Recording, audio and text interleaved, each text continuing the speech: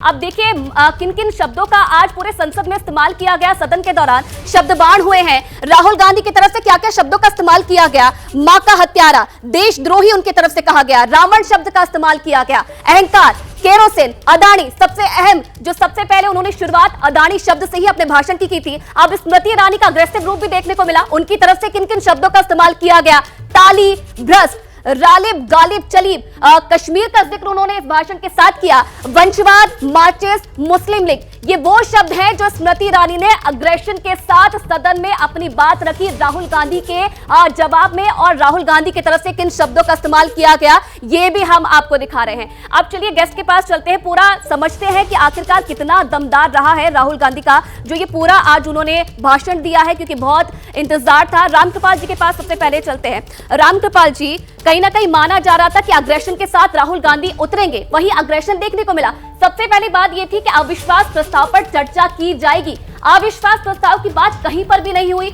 ये माना जाए कि अविश्वास प्रस्ताव सिर्फ बहाना है और मोदी राहुल निशाना है। बिल्कुल, आपने जो मैं कहना चाहता था निचोड़ आपने कह दिया है।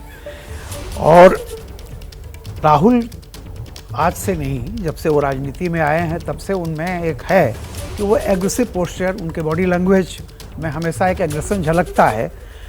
लेकिन आज जैसा कि आपके संवाददाता ने एक बात कही, मुझे लगा कि आज एक ऐसा मौका था जहां उनको सरकार की नीतियों और सरकार की गलतियां गिनाना चाहिए था, बजाय इसके कि वो सिर्फ मोदी पर फोकस करते। और मैं बताऊं आपको कि सत्ता पक्ष शायद चाहता भी है कि वो जितना ही ज़्यादा मोदी को पर हमला करेंगे, क्योंकि देखिए भारतीय जनता पार्टी के प्रति समाज में चाहे कितनी इनकम्बेंसी हो, लेकिन जब आप एक व्यक्ति के रूप में किसी को हमला करते हैं तो थोड़ा सा मुझे लगता है कि वो नापसंद होता है। अब ये ठीक है कि जैसे कांग्रेस के उनके समर्थक कह रहे हैं कि नहीं बहुत स्कोर किया, हो सकता है, लेकिन मेरा मानना था कि आज उनसे बहुत सारी उम्मीदें थी। और जिस मणिपुर को लेकर के आपने 11 दिन नहीं चलने दी, बिल्कुल संसद नहीं चलने दिया, आज जब राहुल जी बोले तो उम्मीद करते थे कुछ फैक्ट्स एंड फिगर्स लेके भी आएंगे। जी। केवल इमोशन जो है, जी। इमोशन तो सड़क पर दिखाया जा सकता है, जी। लेकिन संसद सिर्फ इमोशन के लिए नहीं है। जी, राकेश शुक्ला जी, आपसे मैं समझना चाहूंगी, क्योंकि दोनों तरफ से अगर राहुल गांधी की मैं बात करूं तो वहां से भी बहुत अग्रेशन देखने को मिला। दूसरी तरफ सत्ता पक्ष की तरफ से स्मृति ईरानी ने अपनी बात रखी, वहां से भी बहुत अग्रेशन देखने को मिला। कौन किस पर भारी पड़ता हुआ आज दूसरे दिन नजर आया? नहीं, भारी कौन किस पे पड़ेगा ये तो जनता तय करेगी, लेकिन सबसे महत्वपूर्ण बात ये थी कि राहुल गांधी जी की तरफ से जो अपनी बात शुरू की गई, उन्होंने कहा कि आज हम दिल से नहीं दिमाग से बात करेंगे, दिमाग से भाषण देंगे और दिल से बोलेंगे। और उन्होंने जो दिल से बात कही तो उन्होंने सबसे जो महत्वपूर्ण बात कही वो कही भारत माँ की हत्या हुई है। भारत माँ 22,000 किलोमीटर में फैले मणिपुर में नहीं है, 32 लाख वर्ग किलोमीटर में फैला हुआ भारत है।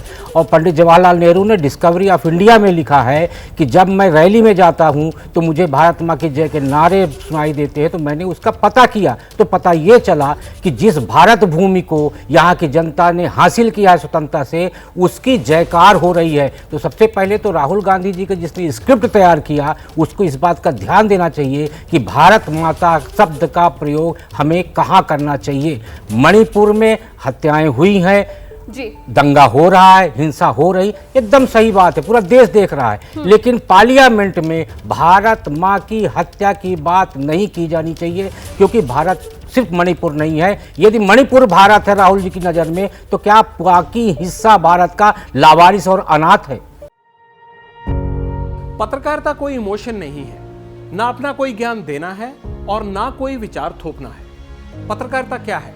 पत्रकारिता का मतलब है सही जानकारी इकट्ठा करना और तथ्य बताना। पत्रकारिता आज जितने महत्वपूर्ण दौर में है, शायद पहले नहीं थी। इस दौर से निकलने के लिए सिर्फ सच दिखाने की जरूरत है, वो सच जो आपके हित को आगे रखे। इसलिए अब रात 9 बजे प्राइम टाइम नहीं होगा, ये आपका टाइम है। जगविंदर पटियाल के साथ देखिए पब्लिक इंटरेस्ट, सोमवार से शुक्रवार रात 9 बजे सिर्फ एबीपी न्यूज पर।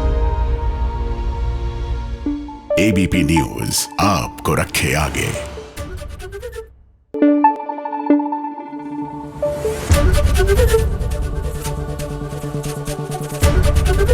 एबीपी न्यूज आपको रखे आगे।